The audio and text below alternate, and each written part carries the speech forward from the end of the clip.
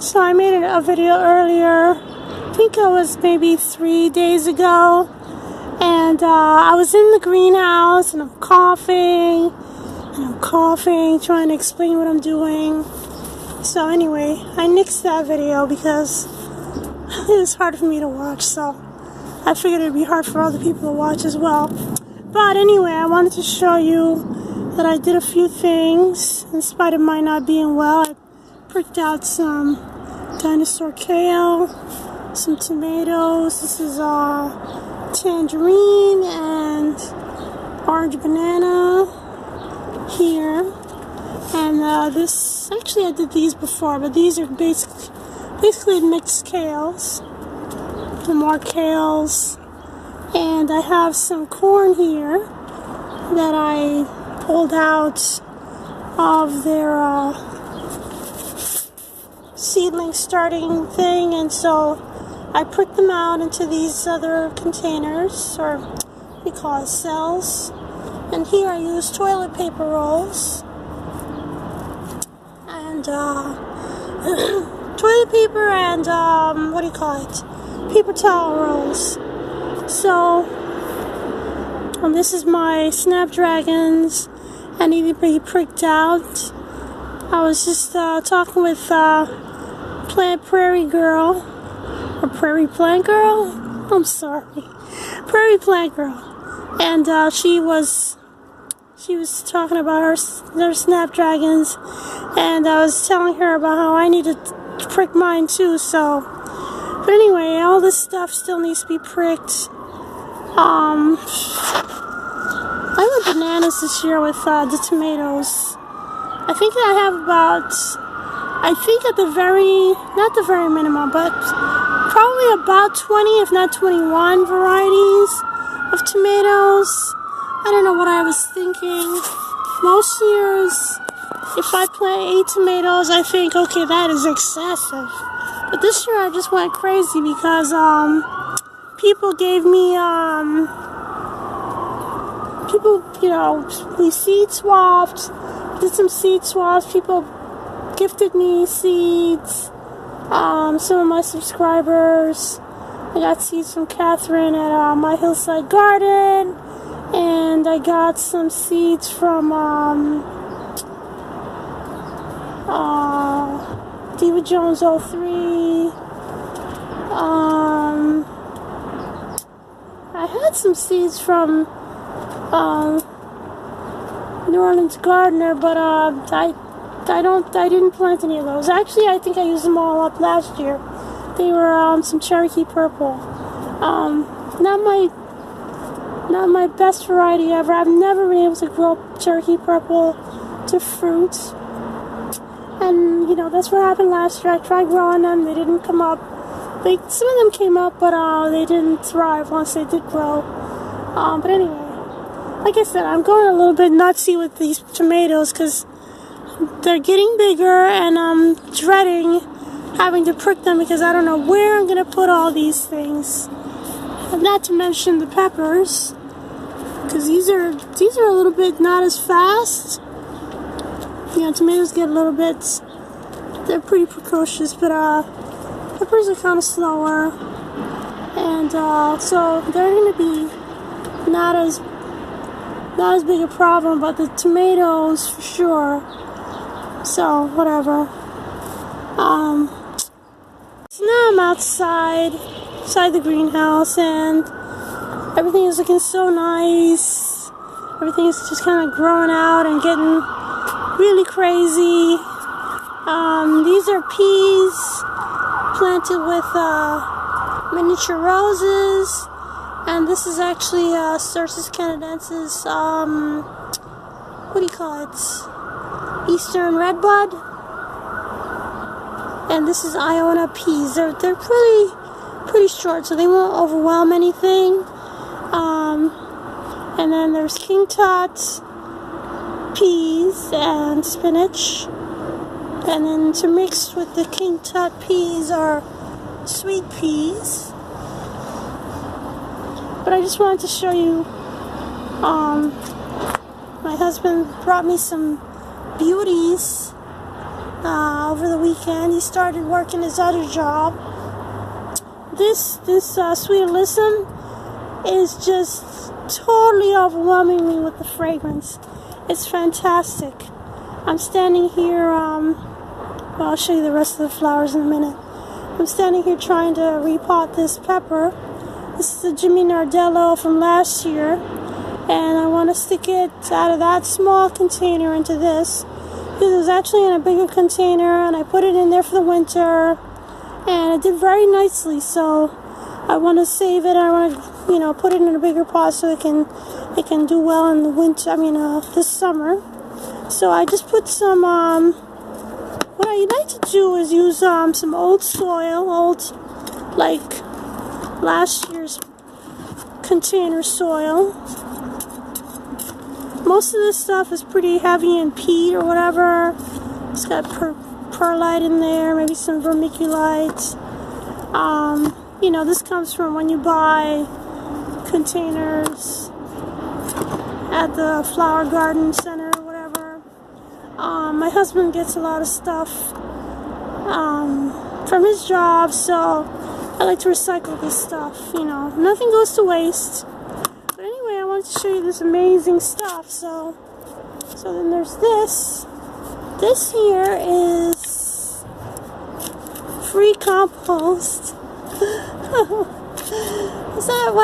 Yeah, it's free, alright. I'll tell you where I get it from. So, I like to scoop up the soil that, accumulates down at the bottom, between the containers, the stuff that accumulates down there. This is like really good soil. It's, decomposing leaves. It's worm castings. It's snail poop. All kinds of good stuff. Fertilizer that leaches out of containers. All this good stuff. So I like to just, scoop it all up and use it again. So it's almost like free compost, because I didn't have to stand there and layer it and mix it and try and figure out carbon and nitrogen and all that junk. I just it just accumulates on its own, and by spring it's delicious stuff that the plants can use, and it's loaded with good stuff in there. I like to put a little bit of this is azomite and organic fertilizer, whatever kind I can find. This, I believe, happens to be it's not Parmesan cheese.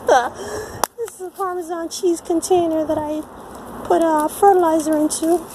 This is Espoma all natural fertilizer. It's not the organic stuff. I think it's actually maybe it is organic. I can't remember.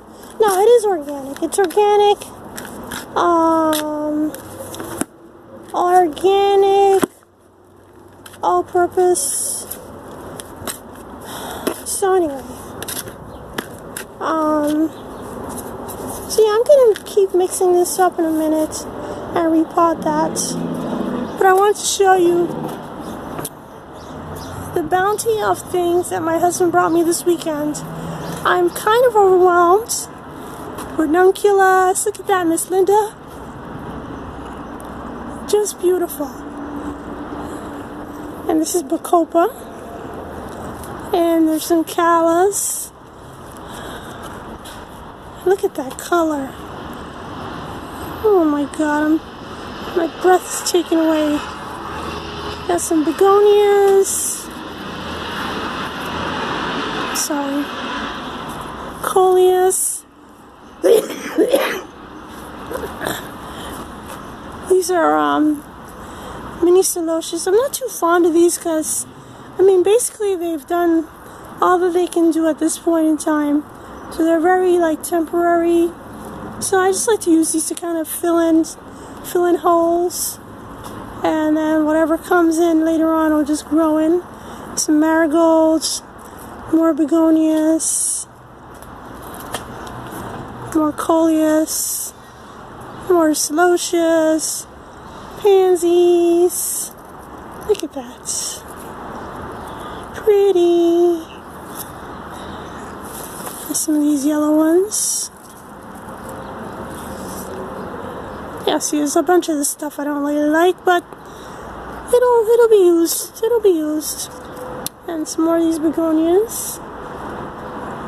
Not too fond of this brown leaf thing, but these are nice. These are nice. They fill out nicely. I like to plant them in the front. So Dusty Miller. More of these begonias. I think these are called Nonstop or something. Oh, Rieger begonia. Geraniums. Gypsies. I think there's some geranium in the front. Oh, never mind. This was it. So there's some geraniums. New Guinea impatiens. This is, what do they call this thing? I don't remember. I think they call it ponytail plant or something. Oh, spike. Anyway. Got one of those. This is some more Bacopa. No. Yeah, Bacopa. And, Calibracoa. I love these little cutie things. They don't like the heat, though, and you have to keep them very well watered, otherwise they just die immediately. Look at that color. Wow. So, I'm actually sort of looking at some of these the first time with you. Look at that pansy. How cute. Oh no, this thing is so bone dry. See, this is why it brings home stuff, because it's like bone dry, neglected, falling apart, but you know, I can bring this back to life. You know, something like this, I can bring this back to life. For sure, you know. Like, they don't like to see fading flowers and things without, you know, flowers on them, damaged leaves, you know, all that stuff comes home because there's always more. They'd rather you just bring in new, fresh stock rather than try to resuscitate old, dying stuff. So there's some verbena, and look at these pretty marigolds. Listen, this is not the color. The color on this camera is just not doing it justice. It's beautiful. It's like a beautiful, it's the most amazing, gorgeous tangerine you ever did see. And these are vincas. What do you call these again? Vinca vine. More pansies. Look at these colors. Wow, look at this color. Yikes. Oh, this is my favorite color. Yes. These orange pansies, I don't care what kind they are, whether or not they're violas or these larger pansies or whatever, they have the most amazing fragrance. My landlord is standing at the gate, shaking his head. Sweet potatoes, stocks, Bidens. Oh, more ranunculus. Geraniums, beauties, and then there's these pretty yellow pansies. Look at these. This pretty little cat face. Alright. Can you imagine? My landlord is so crazy. He's shaking his head. He's like, oh, disapproval. Whatever, I don't know what to tell you, man. Cineraria. So I think I'm going to put these in the front. They look really nice. So, anyway. Now I have a task on me. I'm trying to figure out where to start. Like I said, right now I'm trying to just work on my Jimmy Nardello here. And, onward. Thanks for watching.